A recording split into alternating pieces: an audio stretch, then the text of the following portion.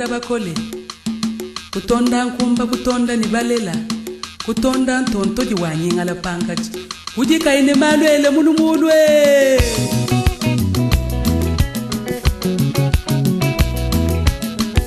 tatwa kafama mwaka ye kwabu tatwelele mwana wakulele mwana gaibaka mwana wakulele yoyiwe mwana wakulele mwana gaibaka mwana wakulele kamba wanye wakusanga bwana gaibaka mwana wakulele sangala itoji mwana wakulele kana malanji mwana wakulele mwana wakulele mwana wakulele yoyiwe mwana wakulele sangala itoji mwana wakulele kana malanji singa mwana wakulele kujima yeje mwana wakulele yoyiwe mwana wakulele mwana gaibaka mwana wakulele mwana gaibaka mwana wakulele sangala itoji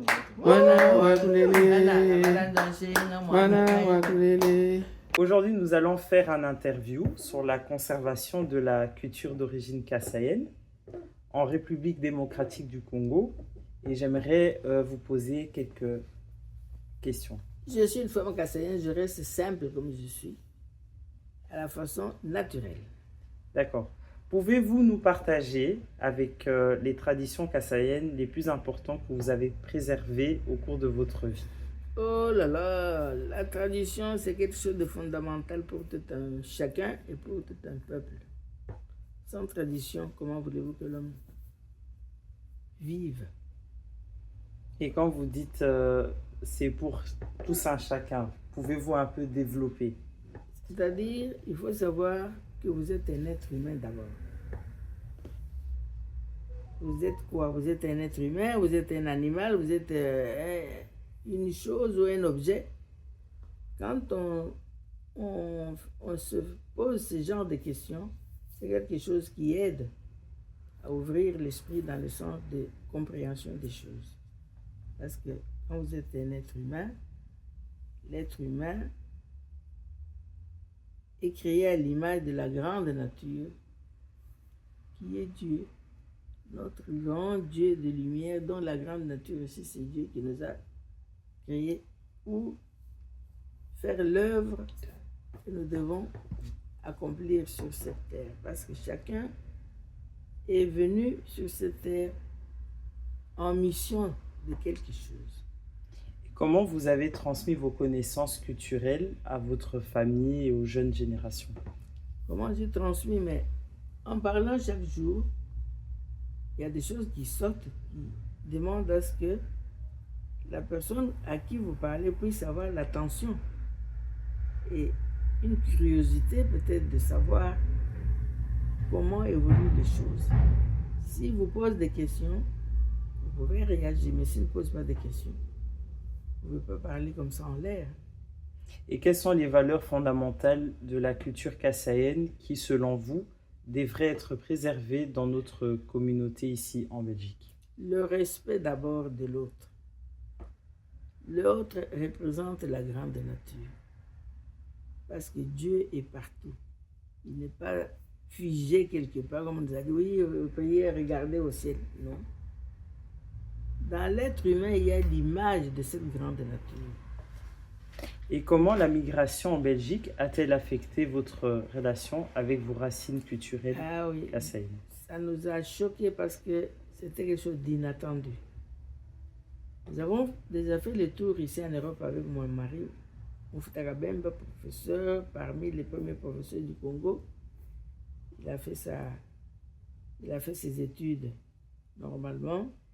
Il a évolué, il est devenu ce qu'il était devenu et est venu en Europe pour compléter, faire des recherches et évoluer dans le sens de savoir et d'apprendre de plus en plus pour la transmission des choses. Cela est arrivé inattendu parce que nous étions retournés chez nous pour essayer d'aider nos frères qui n'avaient pas pu avoir l'occasion de sortir voir d'autres. Parce qu'en sortant, en voyant le monde, on apprend beaucoup. C'est là que le voyage et le tourisme est organisé. Hein? pour apprendre. Oui, parce et que transmettre l'homme aussi. ne se suffit pas, ne connaît pas tout. C'est en étant au contact des uns des autres que l'on apprend. Pourquoi y a-t-il des rassemblements disant oui, nous allons nous réunir pour ceci? C'est pour échanger les idées. Et quelles sont les difficultés que vous avez rencontrées pour maintenir la culture kassaïenne loin de chez vous? La difficulté dans le sens de voir que nous avons été formés d'une façon, dans le sens de nous apprendre nos valeurs. Peut-être que la plupart n'avaient pas pu avoir l'occasion d'apprendre. Et quand vous essayez de parler dans ce sens-là, oh non, elle est comme ça, elle est difficile, elle est traditionnaliste, parfois vous êtes écarté, même de votre propre famille, parce que vous restez attaché à vos valeurs. Et certains ne savent pas que les valeurs de tout un chacun font de lui un être humain dans le sens propre du mot. Et y a-t-il des festivals ou des événements culturels où vous êtes parti déjà en Belgique et que vous avez participé et que vous recommandez aussi?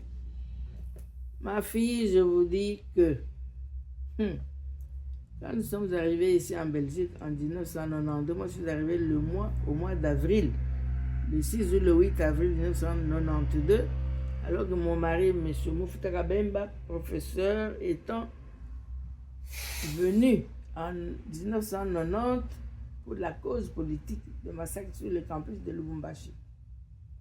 À cause de cela, il a été évacué de force, sans quoi il ne serait plus. À cause de la vérité, on élimine les gens, parce que le monde est plein de haine et de mensonges, oui, surtout, et beaucoup d'hypocrisie parmi les hommes. Il a été évacué de force, sans quoi, mais c'était au cause de la vérité. Il ne devait pas nier ce qui était arrivé sur le campus de Lubumbashi. Et vous avez déjà participé aux événements culturels kassaïennes en Belgique? Oui. En arrivant ici, oui, j'ai été contacté par une personne qui faisait groupe avec le groupe que j'ai découvert appelé Sangalai. D'accord. Alors ce mot-là m'a réveillé, ça m'a donné la joie de savoir ce que c'était. Alors quand nous avons participé une fois aux événements où Sangalai devait faire des actions, j'étais curieuse du savoir. J'ai vu que c'était dans le sens de ce que j'ai cherché à savoir comment fonctionne ce groupe. Mais je ne suis pas allée de moi-même. C'est une personne de ce groupe, voyant que moi j'avais les aspirations de ma culture, j'avais souvent des propos et je me comportais, sachant que je viens de tel coin, j'ai une telle culture que je dois entretenir pour aller de l'avant et puis dans le style de propager aussi autour de nous. Il est venu m'inviter. Il dit, Mamou Chandra, je vois que toi tu aimes bien le groupe, tout ce que nous faisons là, je vois que vous aimez bien. Parce qu'au sein du groupe, il y a eu des confrontations avec certains membres. Hein. Et les dames qui ne venaient presque plus. Et elle m'a dit que voilà, je suis restée presque seule parce que beaucoup de personnes féminines qui étaient là, il y avait des problèmes, alors ils s'étaient écartés. J'ai dit bon, alors je suis venue en parler à M. Moufouta, mon mari. J'ai dit voilà, il y a une dame qui m'a appelé pour contribuer l'accompagner dans ce qu'elle fait au groupe Sangalai. Il dit ah bon? Ah. Et alors allez-y, c'est pas mauvais. Parce que je voulais l'informer quand même. Hein. C'était, je suis une femme mariée, pour faire quelque chose, je dois demander, expliquer à mon mari ce que je fais. Et la journée kassaïenne du 15 août, vous avez déjà entendu La journée kassaïenne, c'est quelque chose de formidable.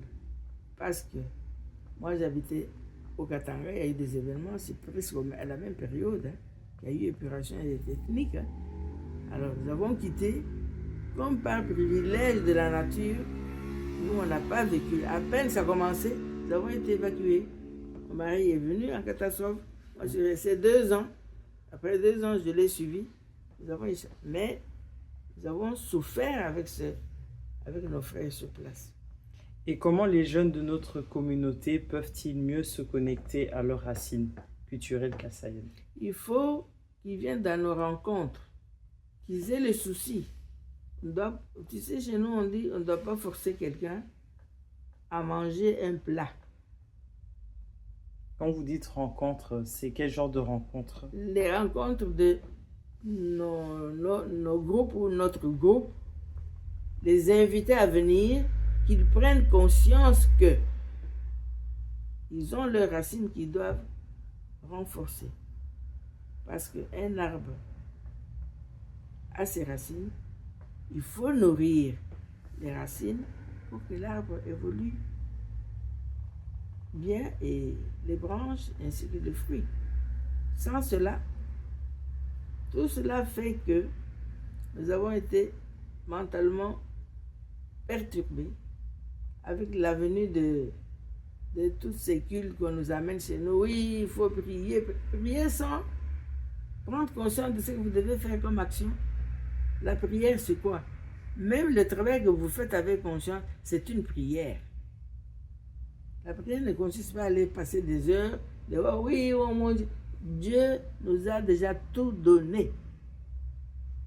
Nous avons déjà tout. Mais c'est à nous de nous poser des questions et découvrir ce merveille qui nous a été donné pour construire ce monde dans lequel nous vivons. Parce que chacun vient avec une mission spécifique. Quelle histoire ou légende kassayennes ont eu un impact significatif sur votre vie et que vous aurez aimé partager? Oh là là, l'impact. Oui. Mais quand je suis venue, Oui. trouvant le groupe Sangalaï, je me suis sentie presque un peu dans ma famille. Parce que Sangalaï a fait des chansons qui réveillent la conscience de tout un chacun qui l'entend. Et le message qu'il lance, c'est comme du tonus, une chaleur qui réveille la conscience et qui nous rassure quelque part. Et ça fait prendre conscience que nous devons vivre dans la dignité avec l'autre qui reflète la grande nature que nous devons prendre en considération. Et comment percevez-vous l'évolution de la culture kassayenne face aux influences culturelles belges et européennes?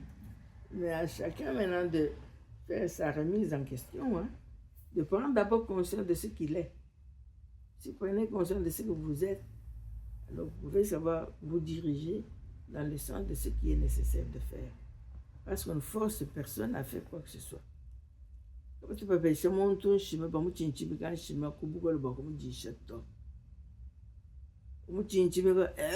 il va vomir. Mais à la personne de voir ce qu'il est, prendre conscience de ce qu'il est, qu'il sache que je peux avaler ce morceau et il va me faire du bien, donner la santé. Alors, quel conseil donnerez-vous aux jeunes qui souhaitent s'engager activement dans la préservation de notre culture kassayenne? Tout a un début. Il faut que la personne prenne conscience de ce qu'il est. Il est qui? Il est une personne, un animal, un objet ou quoi? Si vous prenez conscience que vous êtes un être humain, eh bien, sachez que vous avez tout en vous. Prenez conscience de faire ce qui est demandé de faire, c'est-à-dire se connaître. Il faut se connaître d'abord soi-même. Qui êtes-vous? Quand vous vous connaissez, alors les questions posées vont trouver des réponses. Alors, pour clôturer, aimeriez-vous nous chanter une petite chanson en Tilouba ou un proverbe en Tilouba que vous pouvez nous chanter pour la future génération? On aimerait tellement découvrir vos talents. Oh là là. Les chansons de quel genre, ma fille? Alors, de Kasai Wabalenga, par exemple. Est-ce que vous connaissez un extrait que vous pouvez nous faire en 1 minute? Oh! Pas plus. Eh oui. Mwana wakulele, mwana gaibaka jana. Mwana wakulele. Yo yuwe, mwana wakulele, mwana gaibaka jana. Mwana wakulele. Yo yuwe, mbadi mulela mwaka jana. Mwana gaibaka jana. Mwana wakulele. Yo yuwe, mulumba panga mwana gaibana baka jana. Mwana wakulele. Yo yuwe, nkambo wanyu wakusanga bwana gaibaka jana. Mwana wakulele. Sangala itoji mutu. Mwana wakulele. Kana malanji mwana wakulele. Mwana wakulele. Mwana wakulele. Yo yuwe mwana wakulele. Sangala itoji mutu. Mwana wakulele. Kana malanji washinga mwana wakulele. Bujima yedi bindi mwana wakulele. Yo yuwe mwana wakulele. Mwana gaibaka jana. Mwana wakulele. Mwana gaibaka jana. Mwana wakulele. Sangala itoji mutu. Mwana wakulele. Mwana wakulele. Bujimai mwana wakulele. Yo yuwe mwana wakulele. Walitele mutele mujibambane gumutu wempamanga wachiki. Balo mbide nga mushinda nga bampaji wentumbe. Wamenda Ndegelani weyo. Nale wamenda kusindegede. Wamenda Wamenda kababula boya. Tumba wamenda ndegelani weyo. Nale wamenda kusindegede. Wamenda wata ndegelani weyo.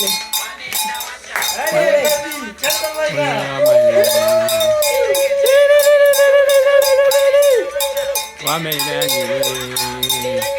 Wamenda wachabu. Wamenda niwe. Wamenda wachabu. Wamenda niwe.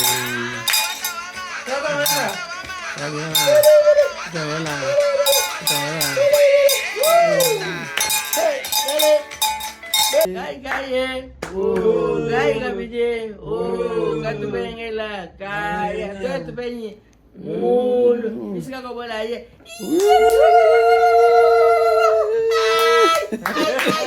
Betu abwe, Betu kabije. Betu kabije. Eyo asangala etu nuwe. Kuzima ejibi ngana wala njwa shinga wala. Amina. Abazi kasai. Obudimi bwayetena, adamene baba tenga bwabu.